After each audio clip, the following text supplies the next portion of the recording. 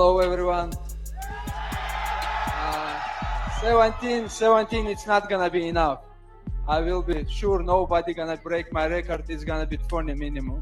That's why I will still fighting, still beat all records. Ian is good fighter, but he don't have something special. I beat many strikers, and that's it. He just next opponent. That's it. He don't have something special to defend my wrestling. And Ian, I know you call it, irritating and frustrating. Islam has called it running away and point fighting and things like that. Do you feel with a champion like him, for what he's done, you're going to have to go in there and take this belt with force on Saturday? It's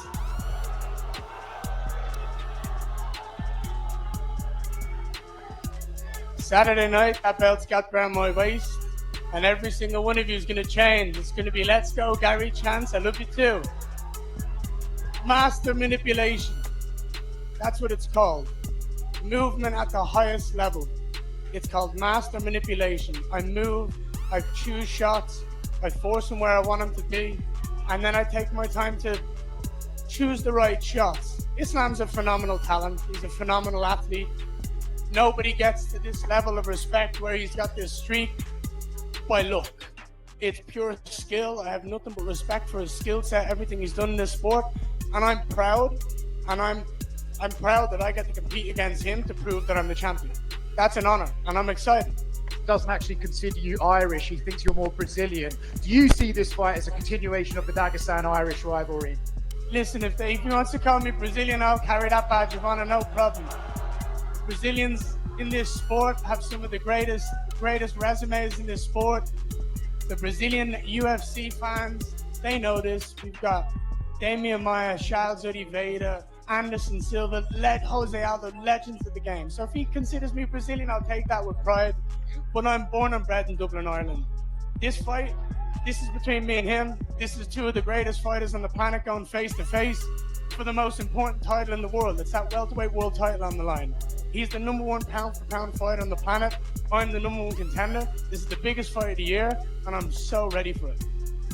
He says that you have nothing special to show him on Saturday night. What do you think beating Islam would do in proving that you are a special fighter? Beating him proves that I'm special. Everybody right here, everybody in this stadium, every single one of you fans, consider him to be the number one pound for pound fighter on the planet. You consider him to be the greatest martial artist walking the earth right now. When I beat him, you'll all shut your fucking mouth and you'll call me great. Ian, clearly you're having fun with the crowd. Are you a little bit surprised? Why don't these people like you? I couldn't give a fuck. I couldn't care less. My little boy's here laughing at me, smiling at me, making faces. I'm living the dream. Islam's here. I get to show up on Saturday night and fight for a world title. I dreamt of this dream when I was a 16-year-old kid. I dreamt of being a UFC fighter. I dreamt of having the ability to fight for a UFC world title. And this weekend, on August 15th in Philadelphia, Pennsylvania, all of my dreams come true, and nobody can take that away from me. Are you a little bit surprised that the fans are so against Ian this Saturday? No, I don't surprise. I know. No, nobody like Ian Garry. Myself also. He don't know, because people confuse which country represent, Brazil or Ireland. People don't know. People know who they have to support. Thank you for all your support. Islam, a lot of fans sometimes say that Ian is annoying. Do you find Ian Garry annoying? That's a loaded question. Sorry, yeah, What you're doing now is just trying to cause trouble. Don't do it. I was trying We're friends. I thought we were cool. Don't do it. I was trying to get back and forth. That's just putting words in his fucking mouth, and you know it. True. If he finds that, he can be honest and he can say that. But your job as a journalist is to be professional and stick to the fucking sport. This is the biggest fight of the year. I think there's more important things to talk about. Question for Ian Garry. Question for Ian Machado Garry. Ian, Conor McGregor predicted that you would win by head kick knockout. What type of energy have you gotten from him the last 12 years? Dude, that would be a phenomenal finish. I already know that this fight on Saturday night is going to be the toughest fight of my life. I have the toughest challenger of my career ahead of me, and I have nothing but respect The job for me is get my hand raised. That's my job, by any means necessary. If I could finish him, that's a cherry on top. A question for Islam Makhachev. You've beaten everybody at lightweight. You're stacking up your resume at welterweight. If you beat Ian Machado Garry, would that be the biggest win of your career? No, it's not gonna be biggest win in my career. It's the title fight. I take 2 titles, and now I'm gonna defend my welterweight title. And welterweight right now it's more competitive division, and I have more good opponents, and that's why I want to fight more years, because we have real contenders in this division. This guy make too much interview, and every interview he looks very bad. He says some stupid things every interview. Ian Garry just working on the points, you know. He just want to win, like no matter how he go back, you know. Just touch. I am the elite of the elite when it comes to fight IQ and the way I see fights. I genuinely don't know if there's anyone else that sees the fights the way I see it. I believe I'm special in that regard. I am completely like best fighter in the world. I have all skills. I can knock him out, I can finish him, I can choke him, I can do whatever I want. During media day, Ian Garry looked more confident than ever. He claimed his preparation had put him in a position where nothing could stop him now. But there was something deeper behind that confidence. Garry seemed convinced that he had already figured out the path to victory. Grab my leg and find out. Thanks. It's that simple. I've trained with Damian Maia. I've been training with Charles Oliveira. I've got John Hathaway in the back there. Absolute legends. I have prepared the best I possibly can for this fight. There is no stone unturned. I am ready for everything. Grab my leg and let's find out. Ian, back here. You've obviously trained grappling with Damian Maia. You've struck with Conor McGregor. You've been very open-minded to like acquiring skills and like going around the world. I want to ask you, what do you believe is the best base for MMA?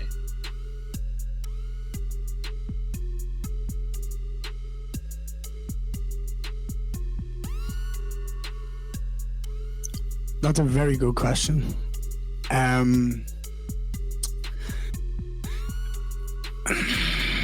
There's so many ways to look at this. I really do believe that if you have confidence and the mental fortitude, that's the biggest thing that you can have in MMA. Because if you're a striker and someone takes you down and you can keep pushing yourself and speak positively to yourself, like I can get out of this, I can keep going. But Garry's confidence goes far beyond simply believing he can win. He sees Islam as the perfect target to prove everyone wrong. If he can defeat the pound-for-pound king, Garry believes it won't just be another victory. It could become the moment that finally proves he belongs at the very top. My first interview in the Octagon when I won in Madison Square Garden with Joe Rogan was telling him that the Takeover Part 2 was happening. And this is it. This is going to be the feather in the cap. It's going to be just perfect. I'm too smart, too intelligent, too focused. I'm too good at what I do. Saturday night when I fight Islam Makhachev, who's the #1 pound-for-pound fighter on the planet right now, he is going to be my example to the world that why I'm the best fighter walking the earth. Islam, however, doesn't seem intimidated by Garry's confidence. He acknowledges Ian's skills, but then drops a much more interesting statement. He believes Garry has weaknesses he can exploit. And when Islam says he already has a key to beat someone, you have to wonder, what exactly has he discovered? I don't know, maybe like in the welterweight, if you watch the last fight, Mandalena, it's like more boxer, but I think Ian have more skills, you know. He's good in the striking, he have good wrestling defense, but he has some weak point. He's not completely like 100% like myself, but he's good. It's gonna be good fight, and I saw he have like good takedown defense, and I have some things I have some key to beat him. Garry isn't buying into the size narrative either. He believes the real battle won't be about who is bigger. It will be about styles, positioning, and who can force the other fighter into uncomfortable territory. And then Garry claims he sensed something unusual from Islam during their face-off. Nervous energy. There's not gonna be any difference from a strength point of view. He's gonna be strong. He's gonna be weigh the same as me. However, I physically couldn't make 155. So when we talk about natural welterweights, I'm bigger. I couldn't make the weight he used to make. So size-wise, people are talking about it online. It doesn't correlate for me the same way. I think it's more stylistically this fight is interesting than size. If anything, me being tall is better for him because there's more room for him to get under, to get to my leg. There's more leg to get. Do you know what I mean? So I just kind of felt like yesterday he didn't want to be there.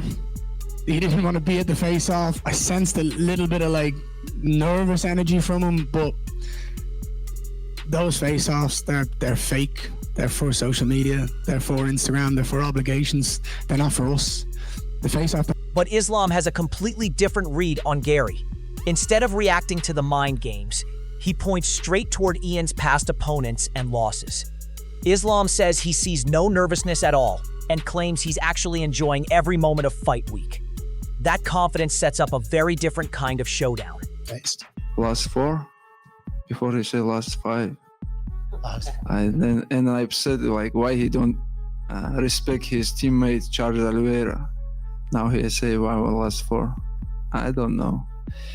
When he have good opponents, he just lose. That's it. When he have Shavkat, if he talk too much, just look at your fight. That guy beat you 4 rounds. That's it. Not like something I want to go there. Like I've been there before also, and I don't see anything from his eyes.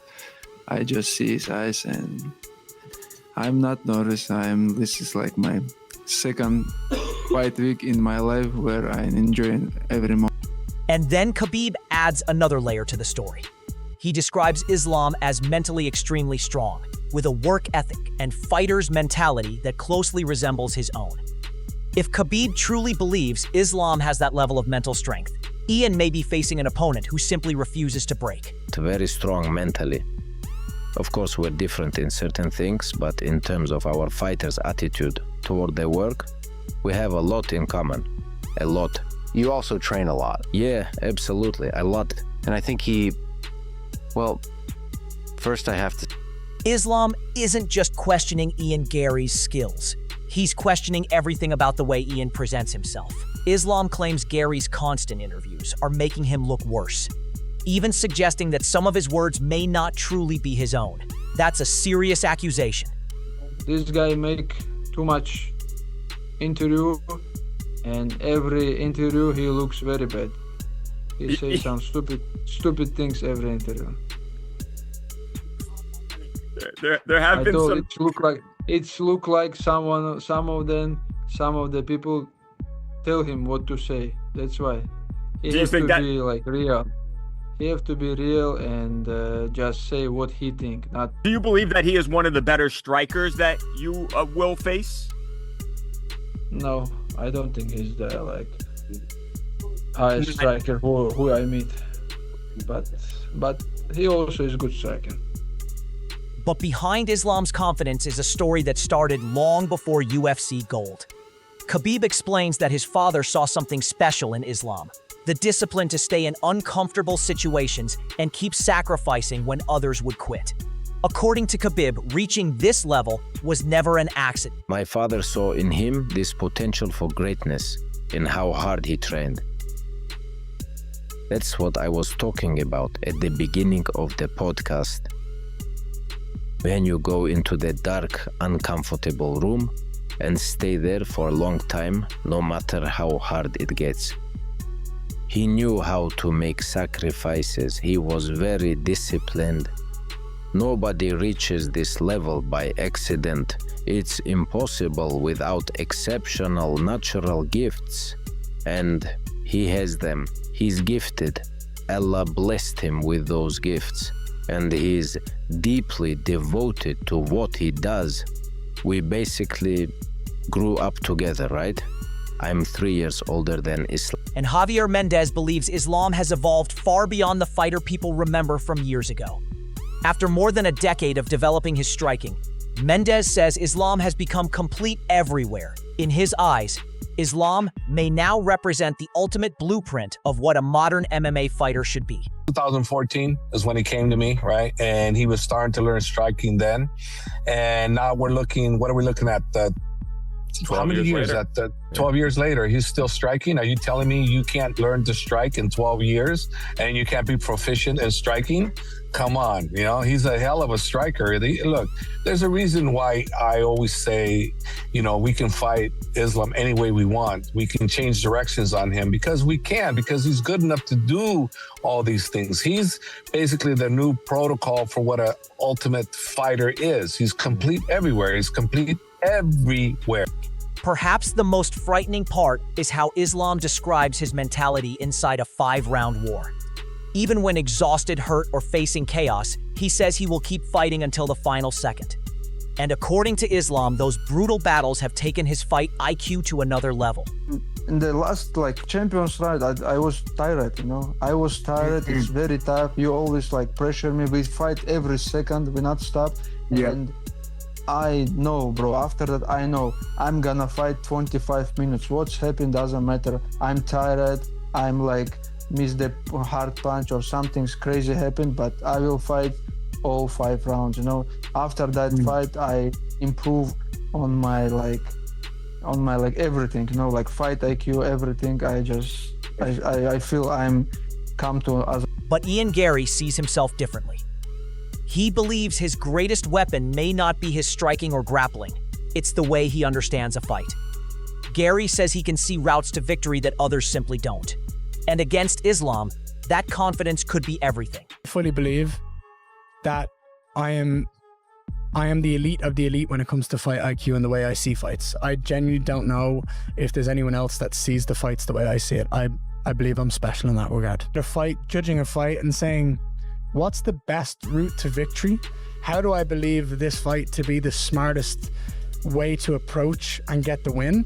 But also, what's the way that I want to win this fight? How do I want to go out here and win this fight? So I think that's the complete martial artist you're seeing. Garry knows Islam has dominated almost everyone he has faced. So instead of searching for one obvious weakness, he says he studied hours of footage, looking for patterns, rhythms, and tiny moments of success. But the real question is, has he found something nobody else could exploit? I don't think any one person has caused him trouble. I think he's been very dominant against the people he's fought. He's lost rounds for sure, but very few too. Yeah, but he's lost rounds for sure. But when you're fighting the best fighters in the world, of which he has, you're going to expect tough rounds. I think it's a combination of a lot of fights where I see elements of success from different fights. So I will do my due diligence and I will watch tape. Because before that, I went, I have tape on someone walking down the road. Do you know what I mean? If you want to fight, we're fighting. But that's the fighter in me. The competitor in me is well, if there's hours of footage that I can watch and I can see your rhythm, I can see your pattern, I can see your movement, and I can assess it and judge it and count. Islam is taking his criticism of Ian even further. After watching Garry's fights, he says he simply doesn't see anything special. In Islam's eyes, Ian hasn't yet proven himself against the kind of elite opponent who can expose his weaknesses. But Javier Mendez sees the exact opposite. Watch the fight, you know, and I don't see something special from Ian Garry. Nothing. I know Shavkat is the good fighter. I follow his career a long time ago. He was fighting in amateur MMA also. I know him from that time, and I know Shavkat is the tough guy. But when they fight, I just see Shavkat did whatever he wanted. He just did in the last round some small take, but I told you, when Ian meets some of the guys who have good skills. While Islam questions Ian's level, Javier Mendez is refusing to underestimate him. He says Garry deserves the same respect as every dangerous opponent. And right now, he considers Ian Islam's toughest challenge yet. But there's a reason Mendez is being this cautious. I'm on the side of caution, and I'm going to respect Ian Garry the way he deserves to be respected. And I'm going to look at him like I do all my guys, as the most dangerous challenge to date. And that's the way I do everybody. So if I don't do that, then I'm not doing the respectful thing for my fighter, and I'm not doing the respectful thing for his opponent. So as far as I'm concerned, I'm looking at Ian Garry as our toughest challenge yet, because we haven't fought him yet. And he is number one for a reason. And I have watched his film. I didn't watch much film on him. I've seen what I need to see. He's dangerous, man. He's not to be underestimated. One major question is whether Ian can keep Islam from getting the positions he needs for his takedowns. Some analysts believe Gary's distance control could make that extremely difficult early. But if the fight reaches the championship rounds, the entire equation could change. It blows my mind if the tipping guys are reacting this way, because they're usually on the money with a lot of things. They see a lot of things the general fan does not. Yeah. But I don't think Gary's going to give Islam the positions he needs to get the takedown, where I think Islam will finish the fight. And just due to his arsenal of attacks, his distance control, the lightness on his feet. Like you saw when he fought Prates, his distance management and variation on attack is beautiful to see. Yeah. So I don't think he's going to give the position to get the takedown. And I can see this fight being pretty safe, but very close to the wire until the later rounds. Yeah. Where Ian doesn't have the same conditioning, muscular-wise, on the grappling side of things, and Islam starts to take advantage, or gets a late takedown in the third or the fourth, and looks for a submission. Despite the danger Ian presents, one analyst ultimately sides with Islam. The reason? Islam's ability to maintain the same level of pressure deep into a fight. Even if Garry survives the early rounds, Islam could become more dangerous as fatigue starts changing the fight. No, I hate doing this with such close fights and such high-level fighters. But gun to my head, I think I'm going to pick the betting favorite. I'm going to go Islam. I think his quality of work has shown itself to just being leagues above the competition. I'm going to go Islam. He has the skill set to take a striker 4 rounds, 5 rounds, and then capitalize on grappling, have the same strength and conditioning, the same squeeze in those later rounds as he did in the first. So I think, as you said, it is going to be a much closer fight early on, but I have to back Islam's work. But Sean O'Malley sees a completely different path for Ian. He believes Garry could frustrate Islam with constant movement, jabs, angles, and smart distance management. The plan sounds simple, but executing it against the pound-for-pound king for 25 minutes is another story. Islam is indeed pound-for-pound number one. I agree with everything Tom just said. I do think this is going to be one of Islam's toughest opponents. All those things he mentioned, range, length, just judges distance really well. He'll jab, back up. He's not going to engage. He's not going to go sit in the pocket, plant his feet, throw a 2-3-piece combination, let Islam get under him. It's going to be interesting. And then Sean makes his final call, and it might surprise you. Despite Islam's grappling threat, he believes Ian Garry can win a decision.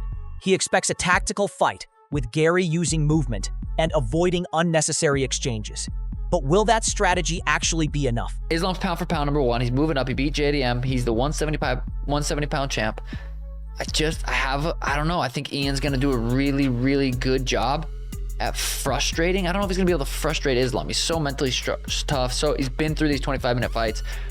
But I do think there's going to be a point where he's frustrating Islam. He's popping him with the jab, and he's moving. He's circling. He's not engaging. He's hitting him with it. The crowd's booing.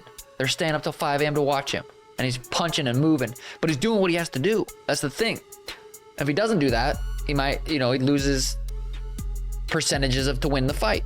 So I do think it's going to be a little bit of a punch move. Don't engage too much. I think he's going to wrestle really well. I think he's going to not get his back pushed up against the fence. I think he's going to circle, find the center, shut down a couple. Chael Sonnen goes even further. He believes that if Ian Garry wins, a knockout could be the way it happens. But Chael's reasoning isn't just about technique. It's about what happens when elite fighters are put under pressure. And according to him, you can quickly tell who truly belongs at the top. Garry is gonna knock Islam out. Now, if I had the balls to take that attitude to my own partners at DraftKings, right, and I can't tell you that I do. By the way, if Ian Garry's gonna win, he is gonna win by knockout. So now I got 2 wagers going on. Right now, and that changes odds in all sorts of ways. How did I get there? Well, not very many people want to fight Islam. That's just the reality. Islam knows who's who. We all know who's who. If you took 10 tough guys and put them in a room and didn't have them do any tough guy stuff, they don't have to fight, they don't have to spar, they don't even have to arm wrestle. You just put them in a room. 1 hour later, we'll be able to tell you in exact order who's who.